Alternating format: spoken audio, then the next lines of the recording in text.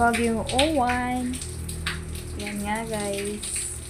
Gusto siyang bumubukas every time na may pumapasok na hangin din eh.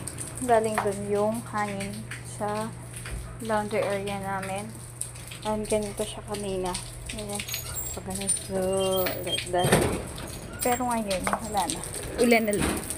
At medyo, kanina, medyo malakas-lakas yung hangin. Ewan ko lang, ayun. Gumagalaw din yung mga kuryente. Ayun. Ayan. Tsaka yung puno. Asa yung puno.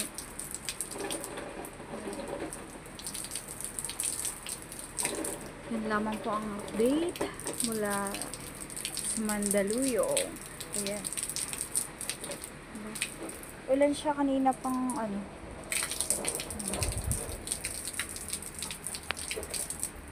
Magsiingat po tayong lahat, lalo na ngayon sa panahon ng bagyo. Magalaw nga. Uy, malakas yung hangin. Malakas ang hangin. Sakto lang din naman. Medyo nang na-freshen up yung atmosphere.